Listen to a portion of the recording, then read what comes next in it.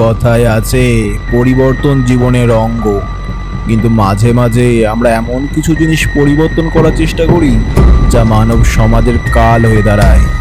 এরকমই পরিবর্তন ঘটানোর চেষ্টা করেছিল এক পরিবার।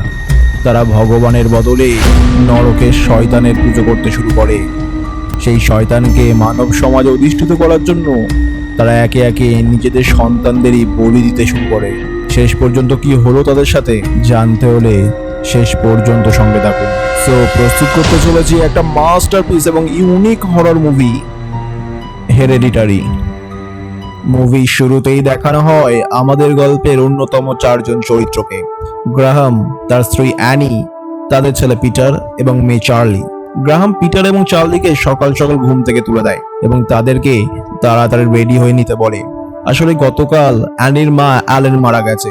তার শেষকৃত্যের অনুষ্ঠানে অংশগ্রহণের জন্য অ্যানি তার পরিবার সহ চার্চ হলে উপস্থিত হয়। চার্চে অ্যানির স্পিচ চলাকালীন দেখা যায় যে তার মেয়ে চার্লি কোনো কথা না শুনে খাতায় অদ্ভুত সব ছবি আঁকছে।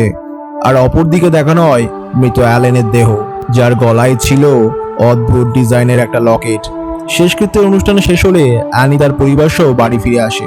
গ্র্যান্ডমা অ্যালেনের মৃত্যুর পর চার্লি মানসিকভাবে বিপর্যস্ত হয়ে পড়ে। সে তার মা অ্যানিকে জিজ্ঞাসা করে, মা, এবার আমার দেখাশোনা কে করবে? প্রশ্নটা শোনার পর অ্যানি একটু হতাশ হয়ে যায়, কারণ অ্যানি তার কাজে এতটাই ব্যস্ত থাকে যে সে তার মেয়েকে দেখাশোনা করার সময়ই পায় না। ছোটবেলা থেকেই চার্লিকে মানুষ করেছে তার দিদা অ্যালেন, ফলে চার্লি তার দিদাকে তার মায়ের থেকেও বেশি ভালোবাসতো। চার্লিকে ঘুম পাড়িয়ে অ্যানি তার মা অ্যালেনের ঘরে যায়। সেখানে অ্যালেনের বইগুলো ঘাঁটতে ঘাঁটতে অ্যানি একটা চিঠি পায়। চিঠিটা অ্যালেন তার মেয়ে অ্যানির জন্য রেখেছিল। চিঠিতে লেখা ছিল, অ্যানি, আমি জানি তুমি আমাকে ঘৃণা করো, আমি আমার কর্মকাণ্ডের ব্যাখ্যা তোমাকে দিতে পারবো না, কিন্তু এটুকু বলতে পারি যে শেষে তোমরা আমার কর্মকাণ্ডের মূল্য বুঝতে পারবে। কিন্তু এই চিঠিটার আসল অর্থ অ্যানি ঠিকঠাক বুঝতে পারেনি। অ্যানি সেই ঘর থেকে চলে যাবে। ঠিক তখনই সে দেখে ঘরের কোণায় অ্যালেন দাঁড়িয়ে আছে। অ্যানি ভয়ে চমকে ওঠে, কিন্তু লাইট জ্বালাতেই সে কাউকেই আর দেখতে পায় না। এরপর মুভিটার দৃশ্য বদলায়। পরদিন সকালে চার্লি তার স্কুলে বসে এক্সাম দিচ্ছিল। হঠাৎ বাইরে থেকে একটা পায়রা উড়ে এসে স্কুলের জানালায় ধাক্কা মারে এবং মাথা ফেটে পায়রাটার সঙ্গে সঙ্গে মারা যায়। এই ঘটনাতে ক্লাসের সমস্ত বাচ্চারা ভয় পেয়ে যায়, কিন্তু চার্লির রিয়াকশন ছিল সম্পূর্ণ বিপরীত। স্কুল ছুটির পর চার্লি সেই মরা পায়রাটার কাছে যায় এবং একটা কাঁচি দিয়ে পাখিটার মাথা কেটে তার কাছে রেখে দেয়। এরপর চার্লি রাস্তার দিকে তাকাতেই সে দেখে তার মৃত দিদা অ্যালেন তার দিকে একভাবে চেয়ে আছে। এটা দেখার পর চার্লি হতভম্ব হয়ে দাঁড়িয়ে থাকে। রাতের বেলা চার্লির বাবা গ্রাহামের কাছে কবরস্থান থেকে একটা ফোন কল আসে।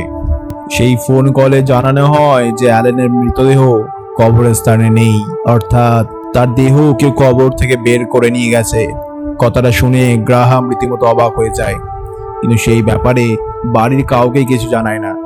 এরপর অ্যানি মুভি দেখার নাম করে রাতের বেলা বাড়ি থেকে বেরিয়ে যায়, কিন্তু সে মুভি দেখতে যায় না। তার মায়ের মৃত্যুর কারণে সে ভিতর থেকে ভেঙে পড়েছিল। সেই কারণে সে একটা কাউন্সিলিং গ্রুপে জয়েন করে। সেখানে শুধুমাত্র সেই সব ব্যক্তিরা যেত যারা তাদের আপনজনকে হারিয়েছে। সেখানে তারা তাদের মনের কথাগুলো তুলে ধরে এবং মন থেকে কিছুটা হলেও হালকা হওয়ার চেষ্টা করে।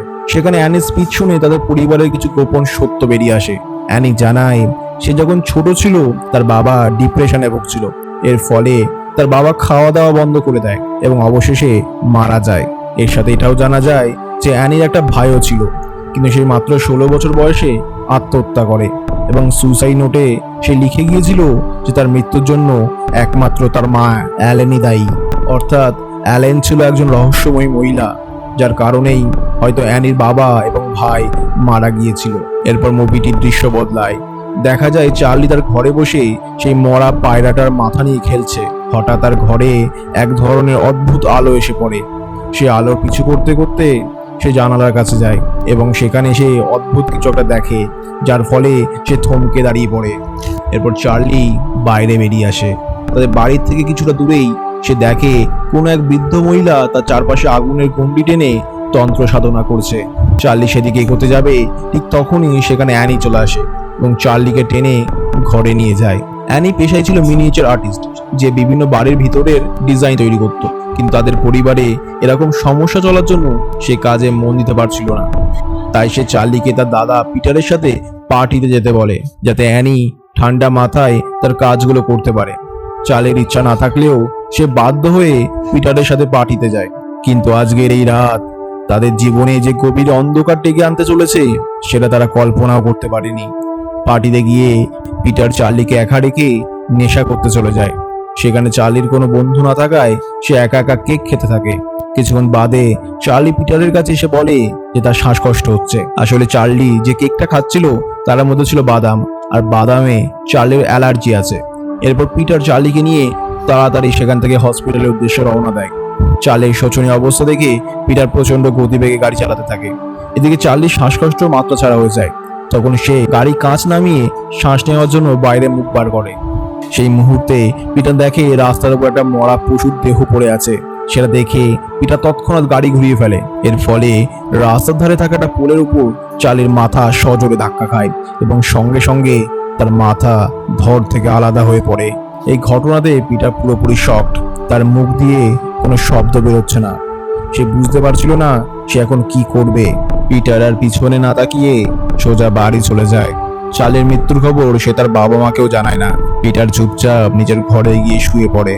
এরপর সকালবেলা অ্যানি যখন বাইরে বের হয় তখন সে চার্লির মাথাবিহীন দেহটা দেখে ভয়ানক আর্তনাদ করতে থাকে। এরপর মুভিটার দৃশ্য চেঞ্জ হয়।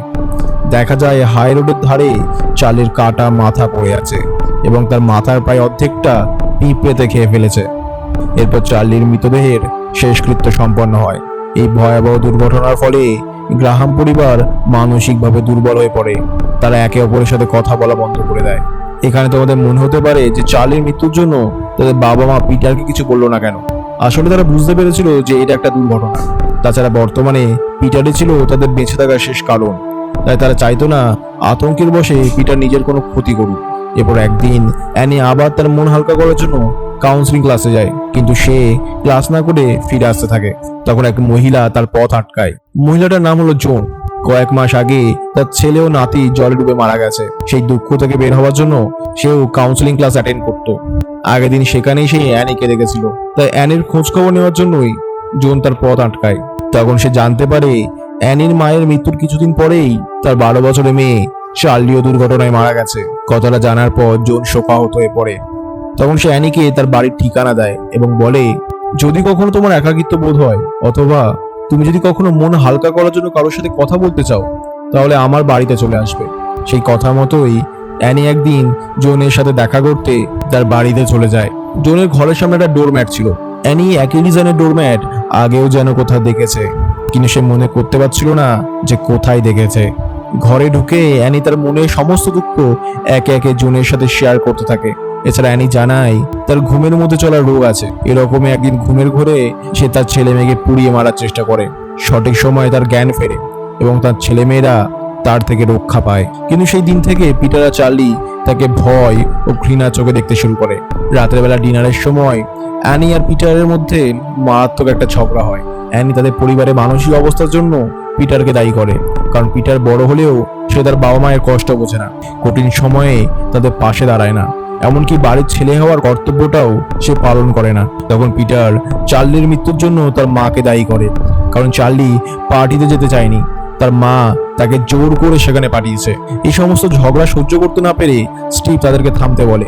পরের দিন সুপারমার্কেটের সামনে জোনের সাথে অ্যানির আবার দেখা হয়। জোন কোনো একটা কারণে প্রচন্ড খুশি ছিল। সে অ্যানিকে বলে যে সে একটা ঐশ্বরিক রিচুয়ালসের কথা জানতে পেরেছে। সেই রিচুয়ালস মেনে চলার ফলে সে তার মৃত নাতির সাথে যোগাযোগ করতে সক্ষম হয়েছে। কিন্তু অ্যানি এই সমস্ত কুসংস্কারে বিশ্বাস করতে চায় না। তখন জোন অ্যানিকে তার বাড়িতে নিয়ে যায় এবং তার নাতির সাথে সংযোগ স্থাপনের চেষ্টা করে। জোন তার মৃত নাতিকে আহ্বান জানাতেই তার নাতি গ্লাস সরিয়ে জোনের কথায় সাড়া দেয়। এমনকি সে তার প্রিয় চকবোর্ডে তার মনের কথাও লেখে। এই সমস্ত অশরীরী কর্মকাণ্ড দেখে অ্যানি প্রচন্ড ভয় পেয়ে যায়। সেই কারণে সে ঘর থেকে বেরিয়ে যাওয়ার চেষ্টা করে। তখন জোন অ্যানিকে এই রিচুয়ালসের সমস্ত পদ্ধতি বুঝিয়ে বলে। এই প্রথা অনুযায়ী অন্ধকার ঘরে একটা মোমবাতি জ্বালাতে হবে। এরপর যে মৃত ব্যক্তির সাথে সংযোগ স্থাপন করা হবে তার কোনো প্রিয় জিনিসকে সামনে রেখে তাকে আহ্বান জানাতে হবে, অর্থাৎ তার প্রিয় জিনিসটা একটা লিঙ্কের মতো কাজ করবে। রাতের বেলা অ্যানি রিচুয়ালসটা নিয়ে বারবার ভাবতে থাকে। তখন সে দেখে কোথা থেকে অজস্র বিষধর পিঁপড়ে দল বেঁধে তার দিকে আসছে। সে সেই পিঁপড়েগুলোকে ফলো করতে করতে পিটারের ঘরে যায়। এবং চোখ তুলতেই সে দেখে এক ঝাঁক পিঁপড়ে পিটারের মাথা কুঁড়ে কুঁড়ে খাচ্ছে। এরা দেখার পর সে আর্তনাদ করতে যাবেই ঠিক তখনই পিটার বলে ওঠে, কি হয়েছে? তখন অ্যানি দেখে সে ঘুমের ঘোরে স্বপ্ন দেখতে দেখতে পিটারের ঘরে চলে এসেছে। পিটার ভাবে তার মা হয়তো আবার তাকে মারতে এসেছে। তখন অ্যানি পিটারকে মুখ ফসকে বলে ফেলে সে কখনোই তার মা হতে চায়নি। এমনকি সে গর্ভে থাকাকালীন অ্যানি গর্ভপাত করাতেও গেছিল, কিন্তু সেটা সম্ভব হয়নি। এটা শোনার পর পিটার প্রচন্ড দুঃখ পায়। পিটারকে দেখে অ্যানিও কাঁদতে থাকে এবং সঙ্গে সঙ্গে তার গায়ে আগুন ধরে যায়। এরপর হঠাৎ অ্যানি ঘুম ভেঙে যায়, অর্থাৎ এতক্ষণ সে যা যা দেখছিল সবটাই ছিল তার কল্পনা। পরের দিন সকালে হতেই অ্যানি তার ছেলে এবং স্বামীকে ঘুম থেকে জাগিয়ে তোলে। সে তাদেরকে নিয়ে রিচুয়ালসটা সম্বন্ধে বলে, যার সাহায্যে তারা চার্লির সাথে কথা বলতে পারবে। স্টিভ এই সমস্ত অযৌক্তিক রিচুয়ালসে বিশ্বাস করতে চায় না, কিন্তু শুধুমাত্র অ্যানিকে শান্ত করার জন্য তারা রিচুয়ালসটা ফলো করতে রাজি হয়ে যায়। চার্লিকে আহ্বান জানানো মাত্রই সে গ্লাস নাড়িয়ে তার উপস্থিতির প্রমাণ দেয়। এরপর অ্যানি চার্লিকে তার প্রিয় ড্রয়িং বুকটার উপর মনের কথা লিখতে বলে। তখন সেই বাড়িতে অস্বাভাবিক কিছু ঘটনা ঘটতে থাকে। হঠাৎ অ্যানি চার্লির মতো গলায় কথা বলতে থাকে। সেটা দেখে পিটার প্রচন্ড ভয় পেয়ে যায়। তখন স্টিভ ছুটে গিয়ে এক গ্লাস জল অ্যানির মুখে ছুঁড়ে মারে। এর ফলে তার জ্ঞান ফেরে। পরের দিন স্কুলে বসে পিটার আগের দিনে সেই ঘটনাগুলো এক মনে ভাবতে থাকে। হঠাৎ সে ক্লাসের ভিতর একটা অদ্ভুত ধরনের নীল আলো দেখতে পায়। ঠিক একই ধরনের আলো মৃত্যুর আগে চার্লিও দেখেছিল। এরপর পিটার পাশের কাঁচে তাকাতেই একটা অদ্ভুত ঘটনা লক্ষ্য করে। সে দেখে তার প্রতিবিম্ব তার দিকে তাকিয়ে হাসছে। এই ঘটনাটা পিটারকে আতঙ্কিত করে তোলে এবং সে ক্লাস থেকে বেরিয়ে যায়। রাতের বেলা অ্যানি চার্লির ঘর থেকে একটা আওয়াজ শুনতে পায়। অ্যানি সেই ঘরে গিয়ে দেখে যে চার্লির ড্রয়িং খাতায় কেউ যেন ছবি আঁকছে। অপরদিকে পিটার তার ঘরের কোনায় দেখে যে চার্লি দাঁড়িয়ে আছে।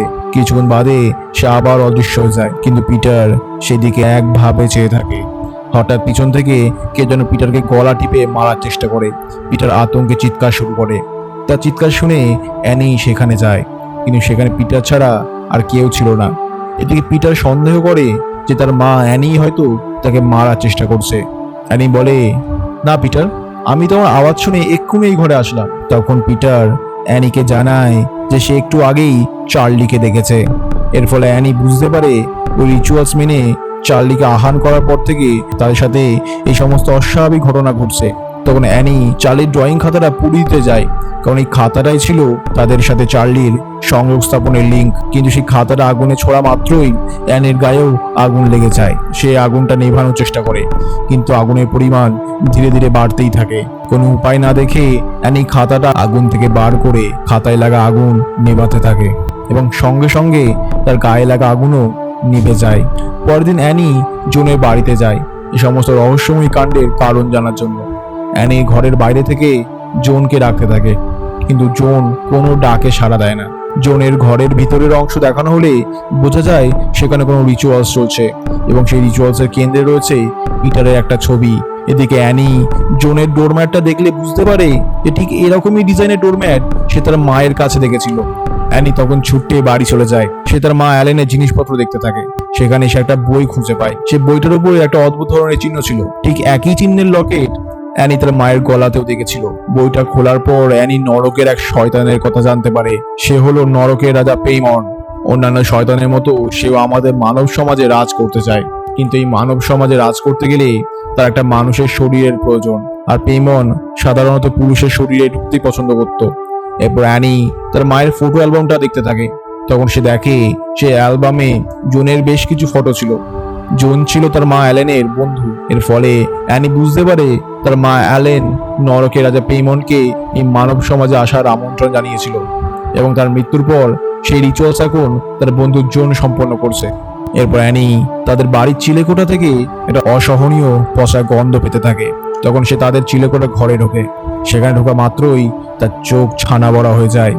তার সামনে পড়েছিল একটা মস্তকবিহীন পচা দেহ। তার পোশাক ও গায়ের গঠন দেখে অ্যানি বুঝতে পারে এটা তার মা অ্যালেনের দেহ। এই জন্যই কবরস্থান থেকে স্টিভের কাছে খবর এসেছিল যে অ্যালেনের মৃতদেহ চুরি হয়ে গেছে। এরপর মুভির দৃশ্য বদলায়। পিটার স্কুলে থাকাকালীন আবার সে অদ্ভুত ধরনের আলো দেখতে পায়। সে আলো দেখার পর থেকেই পিটার কেমন এক অদ্ভুত অঙ্গভঙ্গি করতে থাকে। তাকে দেখে মনে হচ্ছিল কেউ যেন তার শরীরে ভর করেছে। হঠাৎ পিটার নিজেই নিজের মাথা টেবিলে মারতে থাকে। তার নাক মুখ ফেটে গল গল করে রক্ত বেরোতে থাকে। ক্লাসের সবাই এই দৃশ্য দেখে ভয় পেয়ে যায়। তখন পিটারের বাবা স্টিভকে এসব ঘটনা সম্পর্কে স্কুল থেকে জানানো হয়। স্টিভ পিটারকে বাড়িতে নিয়ে আসে। পিটারের এরকম অবস্থা দেখে অ্যানিও ভয় পেয়ে যায়। তখন অ্যানি স্টিভকে তাদের চিলেকোঠার ঘরে থাকা লাশটার কথা জানায়। স্টিভ প্রথমে অ্যানির কথা অবিশ্বাস করলেও পরে সেখানে গিয়ে হতভম্ব হয়ে পড়ে। নিচে নামার পর স্টিভকে অ্যানি তার মায়ের ফটো অ্যালবামটা দেখিয়ে সমস্ত রহস্য বোঝানোর চেষ্টা করে। তখন স্টিভ অ্যানিকে বলে, ওই লাশটা তুমি এখানে এনেছো বলো? কবরস্থান থেকে আমাকে ওরা খবর দিয়েছিল। তখন অ্যানি বলে, ওফ, তুমি কেন বুঝতে চাইছো না? চার্লির সাথে সংযোগ স্থাপনের সময় আমাদের বাড়িতে একটা শয়তান ঢুকে পড়েছে। সে এখন পিটারের ক্ষতি করতে চায়। এছাড়া অ্যানি স্টিভকে বলে তাদেরকে চার্লির এই খাতাটা এক্ষুনি পুড়িয়ে দিতে হবে। অ্যানি যেহেতু নিজেই শয়তানকে আহ্বান করেছে, তাই সেই খাতাটা পোড়াতে পারবে না। এই কাজটা স্টিভকেই করতে হবে। কিন্তু স্টিভ অ্যানির কোনো কথাই গুরুত্ব দেয় না। সেই সমস্ত ব্যাপারগুলোকে পুলিশের ওপর ছেড়ে দিতে বলে। তখন অ্যানি বাধ্য হয়ে নিজেই খাতাটা আগুনে ফেলে দেয়। খাতাটা আগুনে ছোড়ার সঙ্গে সঙ্গে স্টিভের গায়েও আগুন জ্বলে ওঠে। ঠিক তখনই অ্যানিও পিটারের মতো একটা আলো দেখে এবং সেই সাথে সেও বশীভূত হয়ে পড়ে। এরপর মাঝরাতে পিটারের ঘুম ভেঙে যায়। আশেপাশের পরিস্থিতি দেখে পিটারের কেমন একটা অদ্ভুত অনুভূতি হয়। সে আস্তে আস্তে তার বাবার ঘরে ঢোকে। সেখানে যা মাত্রই পিটার ভয়ে আঁতকে ওঠে। সেখানে পড়েছিল তার বাবার আতপোড়া দেহ। কিছু বুঝে উঠবার আগেই বশীভূত অ্যানি পিটারকে তাড়া করে। প্রাণ বাঁচাতে পিটার তাদের চিলেকোঠার ঘরে ঢুকে দরজা বন্ধ করে দেয়। এরপর সে দেখে সেই ঘরের চারিদিকে অসংখ্য মোমবাতি জ্বলছে, যেন এখানে কোনো রিচুয়াল চলছিল। হঠাৎ পিটারের গায়ে রক্তের ফোঁটা পড়তে থাকে। পিটার উপরের দিকে তাকালে দেখে তার মা অ্যানি ছুরি দিয়ে নিজেই নিজের গলা কোপাচ্ছে। সেই সঙ্গে পিটার দেখে তার সামনে কিছু উলঙ্গ বৃদ্ধ বৃদ্ধা দাঁড়িয়ে আছে। আতঙ্কে চোটে পিটার জানালা থেকে লাফ মারে। পিটার জ্ঞান হারিয়ে মাটিতে পড়ে থাকে। তখন একটা অদ্ভুত আলো পিটারের শরীরে প্রবেশ করে। সে সাথেই পিটারের জ্ঞান ফেরে। চোখ খুলে পিটার দেখে তার মা অ্যানির দেহ ভেসে ভেসে তাদের ট্রি হাউসটাতে প্রবেশ করছে। পিটারও সেদিকে এগিয়ে যায়। ট্রি হাউসে ঢোকার পর পিটার দেখে বেশ কিছু উলঙ্গ নরনারী নতমস্তকে তাকে স্বাগত জানাচ্ছে। আর সেখানে রয়েছে নরকের রাজা পেইমনের মূর্তি, যার মাথার জায়গায় রাখা ছিল চার্লি সেই পচা গলা মাথা। এবং সেই মূর্তির সামনে রয়েছে অ্যালেন এবং অ্যানির মস্তকবিহীন শরীর। এবার জোন এসে পিটারের মাথায় নরকের রাজা পেইমনের মুকুটটা পরিয়ে দেয়। সেই সাথেই সেখানে সমস্ত ব্যক্তি তার আনুগত্য স্বীকার করে এবং জয়ধ্বনি দিয়ে বলে, রাজা পেইমনের জয় হোক। এবং এখানেই মুভিটা শেষ হয়। এবার এই মুভিটা একটু ডিটেলসে বিশ্লেষণ করা যাক। পেইমনের কথা প্রথম জানা যায় দ্য লেজার কি অফ সোলোমন নামক একটি গ্রন্থ থেকে। পেইমনের কাছে ছিল প্রচুর সম্পদ এবং প্রচুর জ্ঞান। সেই কারণেই এলেন ও তার পূর্বপুরুষরা পেইমনের আরাধনা করত। কালক্রমে প্রথাগতভাবে এলেনের সাথে পেইমনের বিবাহ হয়। তখন এলেন হয়ে ওঠে কুইন এলেন। এলেন পেইমনকে মানব সমাজে আসার জন্য আহ্বান জানায়। অন্যান্য শয়তানের মতো সেও আমাদের মানব সমাজে রাজ করতে চায়, কিন্তু এই মানব সমাজে রাজ করতে গেলে তার একটা মানুষের শরীরের প্রয়োজন। আর পেইমন সাধারণত পুরুষের শরীরে ঢুকতে পছন্দ করত এবং যে ছেলের শরীরে পেইমন ঢুকবে তাকে অবশ্যই এলেনের বংশের কেউ হতে হবে। তখন এলেন তার একমাত্র ছেলের শরীরে পেইমনকে ঢোকানোর চেষ্টা করে, কিন্তু যন্ত্রণা সহ্য করতে না পেরে সে অর্থাৎ অ্যানির ভাই আত্মহত্যা করে। এলেনের এই সমস্ত কর্মকাণ্ড দেখে তার স্বামী খাওয়া দাওয়া ছেড়ে দেয় এবং তারও মৃত্যু ঘটে। এরপর যখন পিটার জন্মগ্রহণ করে তখন থেকে অ্যানি পিটারকে তার মায়ের থেকে সবসময় দূরে দূরে রাখতো। চার্লি জন্মানোর পর এলেন অ্যানির ব্যস্ততার সুযোগ নিয়ে চার্লিকে নিজের মতো করে লালন পালন করতে থাকে এবং চার্লির শরীরকে পেইমনের জন্য প্রস্তুত করতে থাকে। মুভিটা চলাকালীন আমরা জেনেছিলাম যে অ্যানি একবার ঘুমের ঘোরে পিটার আর চার্লিকে পুড়িয়ে মারার চেষ্টা করেছিল, কারণ সে জানতে পেরেছিল যে এলেন তার ভাইয়ের মতোই তার ছেলে মেয়েদেরকেও বশ করে তাদের মধ্যে শয়তানকে আনতে চায়। সেই পরিস্থিতি থেকে মুক্তি দিতেই অ্যানির সাবকনসিয়াস মাইন্ড পিটার এবং চার্লিকে মারার চেষ্টা করেছিল। এবার বয়সজনিত কারণে এলেনের মৃত্যু ঘটে, কিন্তু তার অনুগামীরা সেই রিচুয়াল চালিয়ে যেতে থাকে। আমরা মুভিটার বিভিন্ন সময়ে একটা অদ্ভুত নীল আলো দেখেছি। আসলে এই আলোটা ছিল পেইমনের আশার ইঙ্গিত। চার্লি প্রথমেই নীল আলোটা দেখেছিল। সেই মুহূর্তে পেইমন তার শরীরে প্রবেশ করে, কিন্তু চার্লি মেয়ে হওয়ায় তার শরীরটা পেইমনের পছন্দ হয়নি। তখন পেইমনের অনুগামীরা একটা সুসংগঠিত উপায়ে চার্লিকে মেরে ফেলে। ফলে পেইমনের একটি নতুন শরীরের প্রয়োজন হয়। সেই জন্য জোন অ্যানির সাথে আলাপ করে এবং তাকে মিথ্যা বুঝিয়ে তার মৃত নাতির সাথে কথা বলার অভিনয় করে। অ্যানিও সে সমস্ত ঘটনা দেখে জনের বলা রিচুয়ালসে বিশ্বাস করতে শুরু করে। অবশেষে একজন মা হিসেবে অ্যানির মনেও তার মৃত মেয়ে চার্লির সাথে কথা বলার ইচ্ছা জাগে। তখন অ্যানি জনের কথা অনুযায়ী সেই রিচুয়ালস শুরু করে, কিন্তু এই রিচুয়ালসের ফলে চার্লির আত্মা তাদের বাড়িতে প্রবেশ করেনি, বরং প্রবেশ করেছিল সেই নরকের শয়তান পেইমন। সে অ্যানির মাধ্যমে পিটারের শরীরে প্রবেশ করতে যাবে, ঠিক তখনই স্টিভ অ্যানির মুখে জল ছোড়ে, যার ফলে অ্যানির জ্ঞান ফেরে এবং পেইমন পিটারের শরীরে ঢুকতে ব্যর্থ হয়। কিন্তু এই ঘটনার পর থেকে পিটার সবসময় তার আশেপাশে কোনো অশরীরীকে অনুভব করতে শুরু করে এবং সে মানসিকভাবে বিপর্যস্ত হয়ে পড়ে। আর এর ফলে পেইমনের জন্য পিটারকে বশীভূত করার পথ আরো সোজা হয়ে যায়। স্কুলে থাকাকালীন পিটারও ওই একই অদ্ভুত নীল আলো দেখতে পায়, যেটা ইঙ্গিত দিচ্ছিল যে পিটারের শরীরও প্রস্তুত পেইমনের দ্বারা বশীভূত হওয়ার জন্য। এরপর পেইমন পিটারকে আঘাত করে বশীভূত করার চেষ্টা করে, কিন্তু সে পুরোপুরি সফল হয় না। আহত পিটারকে দেখে অ্যানি প্রচন্ড ভয় পেয়ে যায় এবং সে স্টিভকে সমস্ত কিছু খুলে বলার চেষ্টা করে। স্টিভ কিছু বিশ্বাস করতে না চাইলে অ্যানি নিজেই সেই খাতাটা পুড়িয়ে ফেলার চেষ্টা করে। তখন পেইমন অ্যানির বদলে স্টিভের গায়ে আগুন লাগিয়ে দেয়, কারণ পিটারের শরীরে প্রবেশ করতে পেইমনের অ্যানিকে প্রয়োজন ছিল। কিন্তু স্টিভ যেহেতু এলেনের বংশের কেউ ছিল না, তাই পেইমনের তাকে প্রয়োজন ছিল না। এরপর অ্যানিও সেই নীল আলো দেখতে পায় এবং সাথে সাথে পেইমন তাকে বশ করে। বশীভূত অ্যানি পিটারকে তাড়া করে এবং তাকে বিভিন্ন উপায়ে ভয় দেখিয়ে মানসিকভাবে বিপর্যস্ত করে তোলে, যাতে খুব সহজে পেইমন পিটারকে বশ করতে পারে। এরপর পিটার যখন মাটিতে পড়েছিল, তখন একটা নীল আলোর মাধ্যমে পেইমন পিটারের শরীরে প্রবেশ করে। বশীভূত পিটার যখন অ্যানির পিছন পিছন ট্রি হাউসে প্রবেশ করে, তখন বেশ কিছু উলঙ্গ নরনারী নতমস্তকে তাকে অভ্যর্থনা জানাচ্ছিল। এই উলঙ্গ নরনারীরা ছিল পেইমনের অনুগামী, যারা পেইমনকেই সর্বশক্তিমান ভাবত। এছাড়া আমরা দেখেছি পুরো মুভিতে শেষ পর্যন্ত তিনজনের মাথা শরীর থেকে আলাদা করা হয়েছে। আমরা যদি পেইমনের ছবিটা ভালো করে লক্ষ্য করি, তাহলে দেখতে পাবো যে পেইমনের বাহন উটের সাথেও তিনটে কাটা মাথাই ঝুলছে। ফলে এই তিনটে কাটা মাথা ইঙ্গিত দিচ্ছে যে পেইমনকে মানব সমাজে আহ্বান জানানোর রিচুয়ালস অবশেষে সম্পন্ন হয়েছে।